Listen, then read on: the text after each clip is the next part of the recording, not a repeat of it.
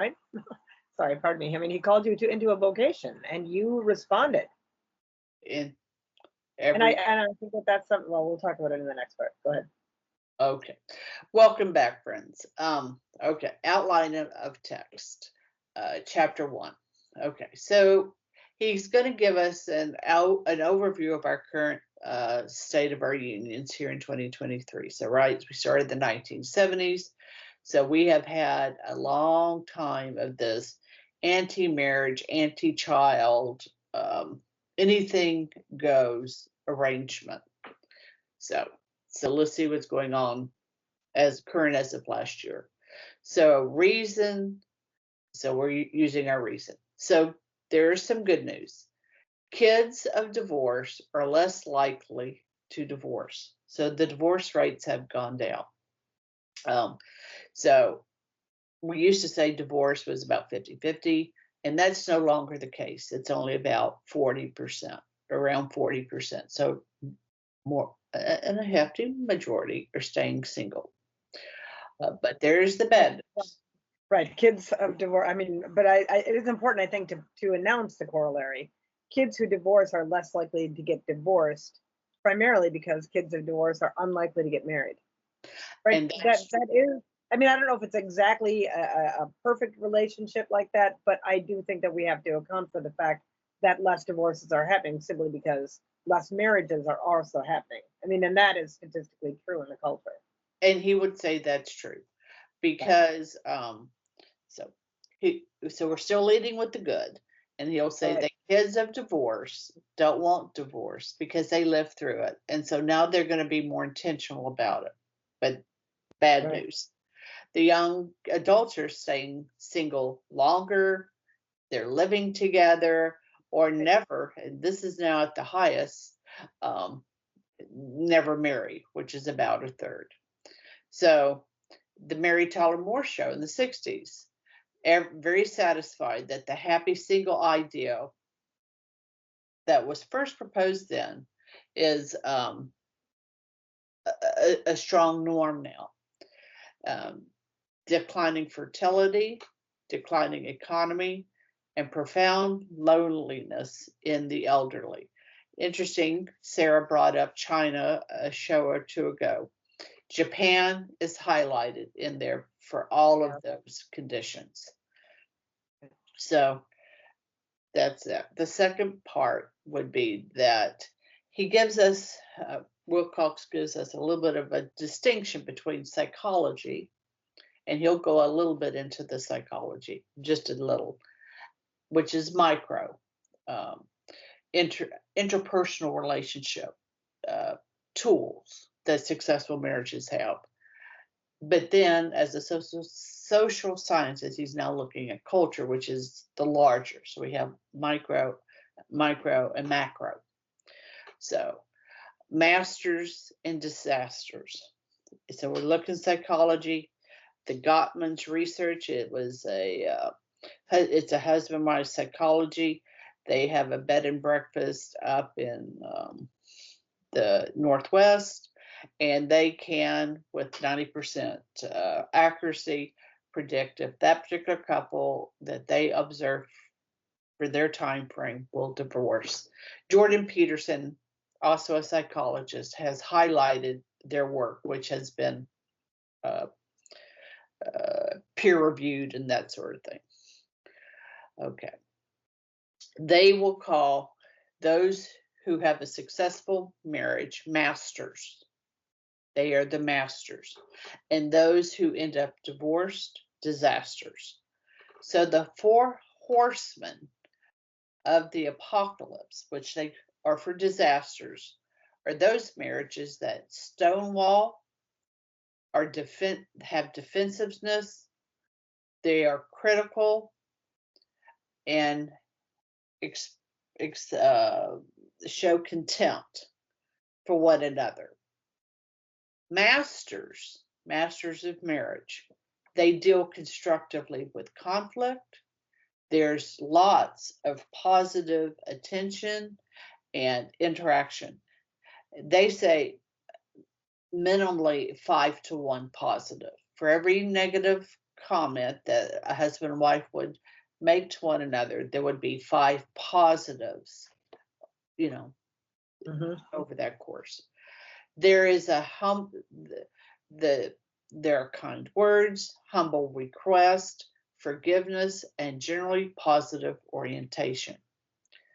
And so this is where we're picking up now into the culture. Masters tend to be found in certain culture settings or groups of people. And a culture is something where it's a community that you join, there's cash flow in it, and culture of family. The 4 groups for the masters: reject anti-marriage messaging from the ruling class. These 4 groups, again as a whole, we're talking broad strokes, will be 4. They will be the strivers, the faithful, Asian Americans, and conservatives.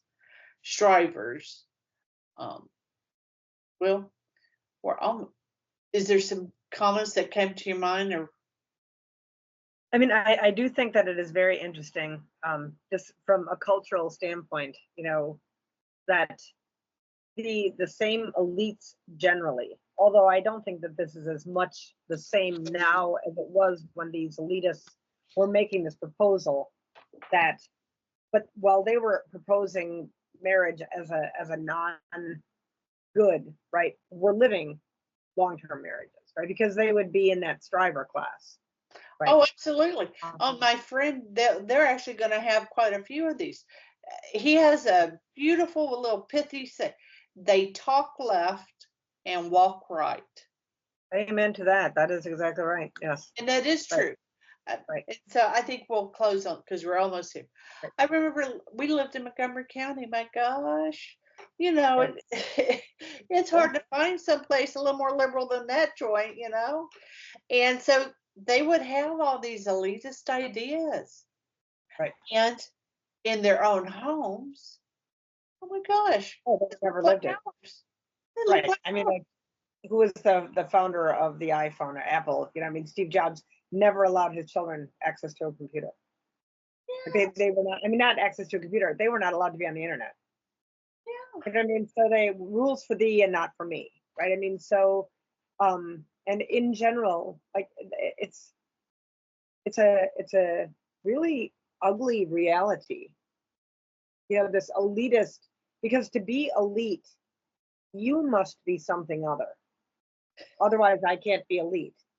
So they create this lived reality of otherness that they can intentionally disdain. I think that I've said this before, right, in regards to the Latin Mass, where the elitists said to us lowly pedants that we did not need to learn Latin, right? Oh, no, no, no, you don't need it. It's old fashioned. And now when we want it, we're criticized for our ignorance, right? Like, oh, well, you don't even speak Latin, so how could you possibly want that, right? So these elitists intentionally withheld from us something that by rights ought to have been ours.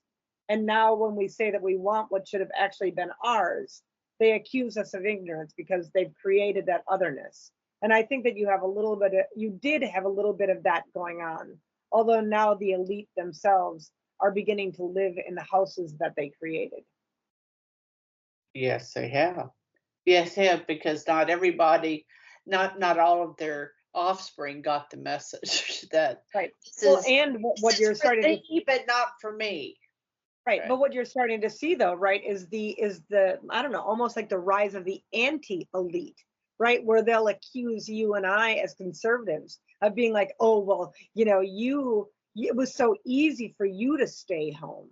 I'm thinking it was easy for me to stay home as I never not bought a new outfit in 5 years and was driving an 8-year-old 12-passenger van that had, belonged to one of my friends once, right? Like, it wasn't easy. We made decisions, but they're jealous of our results, right? Because we followed what they were saying.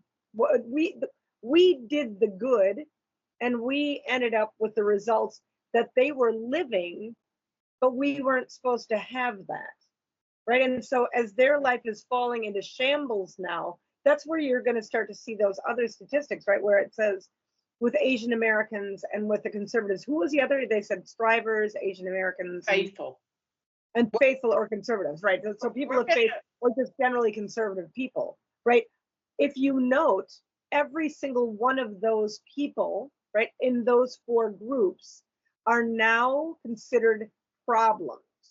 We are the ones who are going to be mocked in every video series or movie show or anything that comes up, because they know, like, if for them to keep the elite status, we need to be the outcast. So the elite always, it's a self-fulfilling prophecy. To be elite, you must create an otherness. And I mean, I'll take my otherness. You can have your elitedom. You certainly can. All right, my friends, Sarah, we pulled up, not pulled up, presented for the groups. Now we're going to go and look a little closer. Till then, my friends, Fides.